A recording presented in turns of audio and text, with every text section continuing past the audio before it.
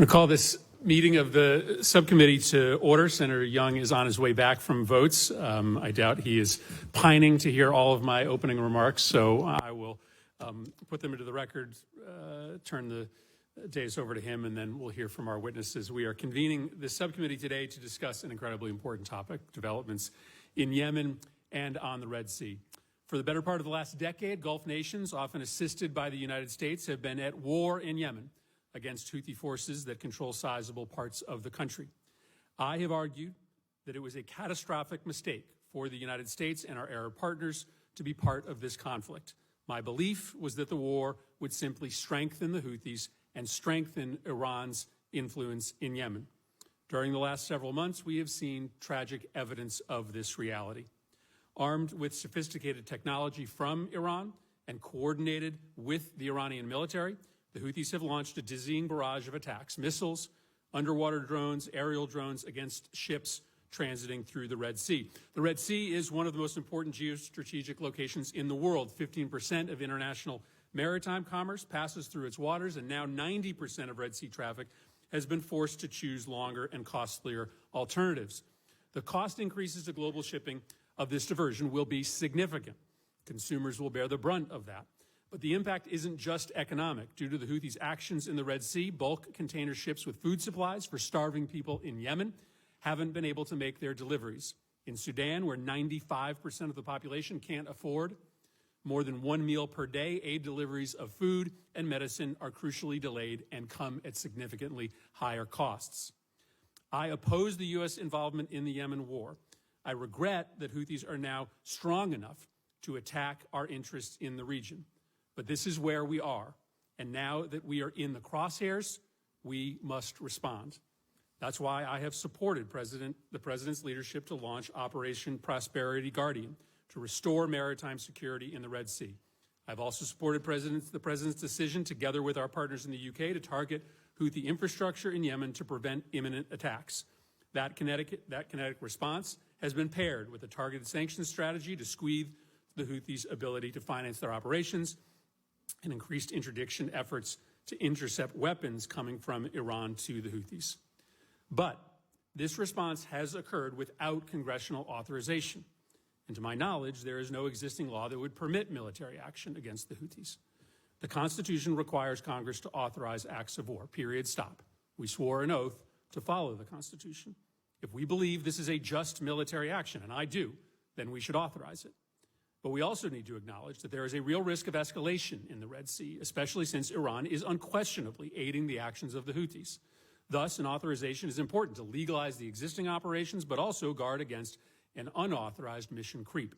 Now, I want the focus of today's hearing to be on the on-the-ground reality in the Red Sea, the scope of the threat to the United States, the merits of our existing response plan, and the options going forward. I don't intend for this hearing to turn into a forum on congressional authorization. But for the military campaign against the Houthis to continue, I believe that a tailored, time-bound congressional authorization is not just nice to have, it is required to both authorize and limit the current military operation. And I will be in discussions with my colleagues in the coming days to introduce such an authorization. This debate, if we could have it, would importantly help us understand both the power and the limits of American military might in and around the Red Sea. The broader crisis in Yemen and the lingering war is not over. It is a crisis that Senator Young and I have been focused on together for years. The war that has ravaged Yemen for nearly a decade and created the world's worst humanitarian crisis in Yemen has quieted, but the country is still in dire straits. The United States, through Special Envoy Lenderking, who will testify before us today, regional allies, and the UN, have all been working together with Yemeni leaders and citizens to find a political solution to permanently end the war and resolve Yemen's internal conflicts. Peace will only come through political reconciliation. Our airstrikes can protect U.S. assets in the region and in the Red Sea, but they cannot bring peace to Yemen. This is an incredibly important hearing today. I look forward to our discussion with our witnesses to help us chart that path forward. And I'll now turn it over to Senator Young. Well, thank you, Chairman, for convening this important hearing on a critical foreign policy challenge. I thank our witnesses for appearing today. The actions of Iran's proxies in Yemen and the surrounding waters threaten the lives of innocent mariners and sailors, as well as significant global commerce, and they risk destabilizing a fragile pathway toward peace in Yemen. 9 nations border the Red Sea and connecting gulfs. None of them are Iran. And yet the blood-stained fingerprints of the world's leading state sponsor of terror are all over the Red Sea. Whether it be material support to the Houthis in Yemen or whether it be other means of direct support using its intelligence and command and control apparatus to enable the actions of the Houthis, these actions are having a cascading, destabilizing effect on food security in Africa, global energy prices, and the dreams of millions of Yemeni people to rebuild their society and lives. It's imperative that the administration respond to these actions while demonstrating it is both a strategy for deterring aggression and appropriate legal doctrine for maintaining these global commons. To date, I have not seen such a strategy put forward. I'm encouraged that the Foreign Relations Committee will be holding 2 hearings this week on Iran's destabilizing activities across the region, but I must also point out the lack of public committee action on these and other questions since Hamas attacks on Israel on October 7. I have no doubt about the sincerity of today's witnesses when they will tell us that they're committed to addressing the security challenges across the Red Sea and particularly in Yemen. I do have doubts, however, that the administration has an actionable plan to bring an end to Houthi aggression, Iranian terrorism, and a curtailment of Russian and Chinese meddling in this vital region. Our military actions to date, carried out by incredibly brave U.S. service members, have yet to stop the Houthis. The questions we're thus presented with are, what do we do now? What actions by the United States are we willing to countenance? How do we push back on the Iranian-parroted rhetoric tying the Houthis' actions to Israel's fight against Hamas? How do we continue to push for a stable peace process in Yemen? I hope that we'll be able to get at these topics today, and I hope that we'll hear from our witnesses today. What we hear will help us all better understand how the administration plans to ramp up its response to finally take seriously the need to respond adequately to the threats facing the Red Sea. Finally, I'd like to mention the names of Navy Special Warfare Operator First Class Chris Chambers and Navy Special Warfare Operator Second Class Nathan Gage Ingram. And I'd like to acknowledge and offer my sincerest sympathies to their families. These men came from families of veterans, all of whom understand sacrifice, but they're nonetheless in our hearts. These 2 brave men gave their lives to preserving America's security in the Red Sea, and we would be remiss if we didn't remember the continued danger our men and women in uniform face, even this very hour, on the land and sea and in the air around Yemen. Thank you, Mr. Chairman. Thank you very much, Senator Young, and let me add my words and sentiments of sympathy. Thank you for that recognition. The chairman is joining us today, and I turn it over to him for some opening remarks. Senator Murphy, first I want to welcome Ambassador Linder King and Secretary Shapiro to our committee and thank them for their service. I want to thank you, Mr. Chairman, and Ranking Member Young for conducting this hearing. I think it's extremely important. I just want to add my support for your opening comments on the responsibility of Congress in regards to the AUMF, the authorization for use of military force. I agree with you that the administration should be seeking that authority, and it's our responsibility to respond to it. And I also want to acknowledge your leadership and Senator Kane's leadership in regards to that issue. 1 or 2 points I'd just like to make. I'm very interested in learning where Iran's command and control was involved in regards to the Houthis campaign. I think as much information as we can get as to the responsibilities for the proxy activities by Iran would be helpful to us. And then the point that you raised earlier, and that is, how is the campaign in regards to the Red Sea with the Houthis affecting the prospects for peace within Yemen from the warring parties? I think these are all issues that are going to be very important for us to learn today, and I thank you very much for conducting this hearing.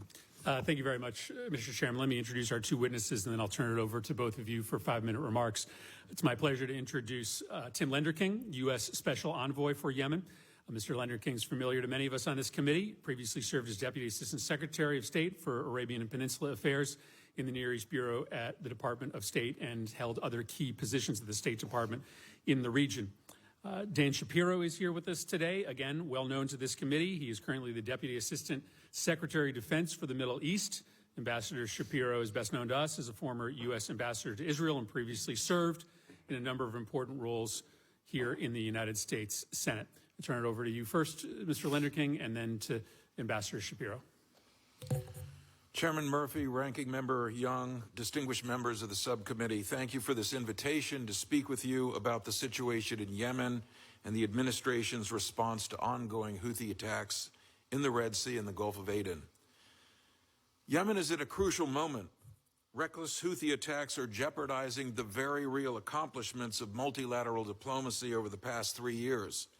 When President Biden appointed me Special Envoy for Yemen in 2021, he made clear that achieving a diplomatic, durable peace in Yemen was a top administration priority. That has not changed, and there is tangible progress to point to. In 2020-21, Yemen was a hot war with more than 400 cross-border attacks per year and tremendous destruction of infrastructure, countless deaths inside the country. Now, both the cross-border attacks and that destruction have ceased. And after more than 50 trips to the region over the past 3 years, I remain convinced that peace in Yemen is not only possible, but serves U.S. interests, those of our regional partners, and of course the Yemeni people themselves. The people of Yemen deserve to live in peace.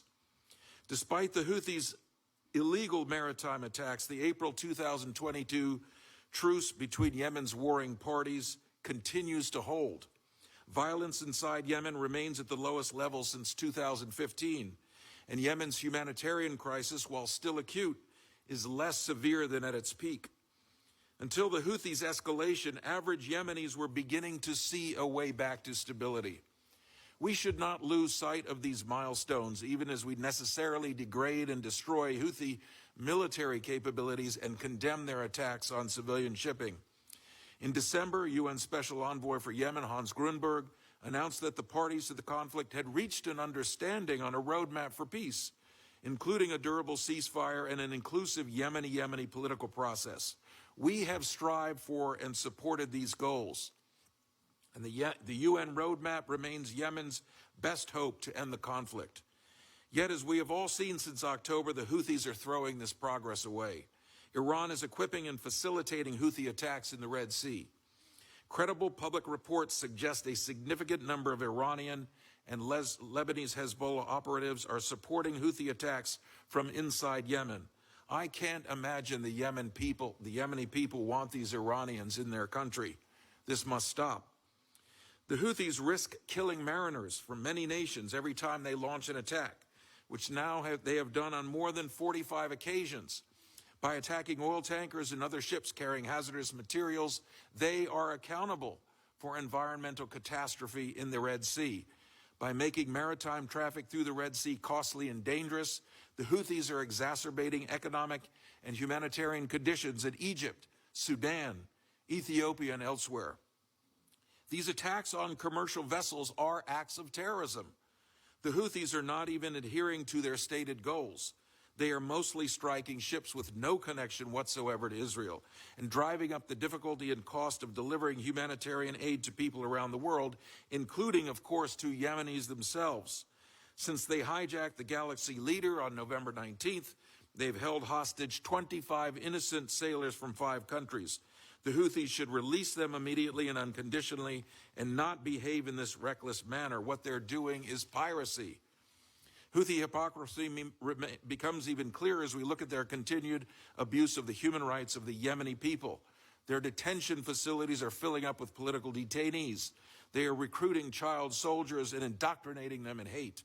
They are blockading the city of Taiz, Yemen's 3rd largest city, and they routinely restrict humanitarian access. Don't take it from me. Ask the Yemeni people. In response to the Red Sea threat, the United States and our partners are employing a multi-pronged military, economic, and diplomatic strategy to raise the cost of continued attacks and shift the Houthi calculus. The U.S. military has acted quickly and decisively to thwart the Houthi military threat. In addition, on February 16th, our designation of the Houthis as a specially designated global terrorist went into effect. The designation is a powerful means to hold the Houthis accountable. In parallel to targeted military strikes and the terrorism designation, we are also working every diplomatic channel to speak with one global voice to condemn Houthi attacks. Building on strong and unanimous statements from the UN Security Council and the G7, the United States mobilized a group of 44 states to call out Houthi provocations in the strongest possible terms. On January 10th, we secured passage of UN Security Council Resolution 2722, which demands a halt to these reckless attacks.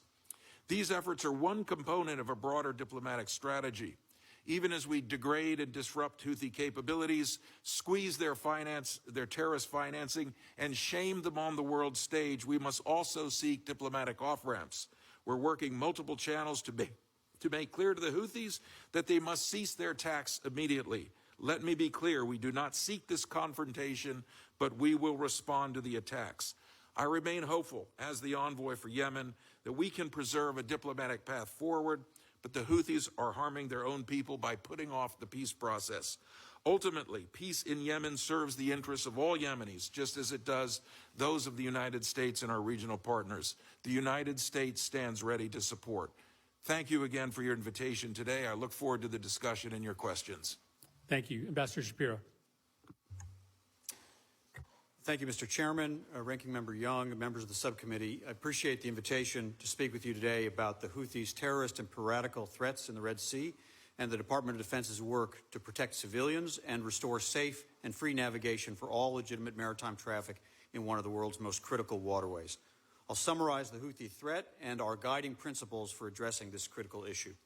Since November 19th, the Houthis have conducted at least 48 attacks against commercial shipping and naval vessels in and around the Red Sea, through which 15% of all global trade flows. They've used anti-ship ballistic missiles, anti-ship cruise missiles, unmanned aerial systems, uncrewed surface vessels, and in one instance, a helicopter-borne seizure. Despite the Houthis' claims, these attacks are almost entirely unrelated to Israel and Israeli-affiliated shipping. And to be clear, any such attacks would be entirely illegitimate anyway. These are indiscriminate attacks that are as much an affront to maritime commerce as is piracy. And they've affected the interests of more than 55 nations and threatened the free flow of commerce through the Red Sea, a bedrock of the global economy. These attacks have prompted more than a dozen major shipping operators to suspend transits of the Red Sea, causing a spike in insurance rates for vessels in the region, and most importantly, putting the lives of innocent mariners and our service members at risk. The Houthis' attacks are also driving up prices and causing delivery delays in critical humanitarian items, such as food and medicine in places where they're needed most. This is adversely affecting those in need of assistance around the world, including in Sudan, Ethiopia, and indeed in Yemen itself. And to cite one regional country suffering significantly from Houthi terrorism, Egypt has seen Suez Canal transit fees declined by some $100 million per month, depriving it of a critical source of foreign currency. Most recently, the Houthis launched a series of anti-ship ballistic missile attacks and UAS attacks against commercial ships in the Red Sea, including one that impacted the MV Islander on February 22nd, wounding a member of its crew, and one on February 18th against the MV Ruby Mar. They severely damaged that vessel, putting it at risk of sinking, forcing the crew to abandon ship, and causing an 18-mile oil slick in the Red Sea. The Houthis have also launched weapons toward our warships, including an anti-ship cruise missile that the USS Laboon intercepted. The Houthis have also fired medium-range ballistic missiles against Israel that have threatened or caused damage not to Egypt, to Jordan, and Saudi Arabia as well. It's clear that these Houthi attacks represent an international problem that affects all nations committed to the exercise of navigational freedoms and the free flow of commerce. These attacks, which affect the entire region and nations across the globe, cannot go unchallenged. And this problem demands a broad-based and collective response. So our guiding principles are to internationalize the response to the Houthis' attacks in coordination with our allies and partners, and to nest military, diplomatic, and economic...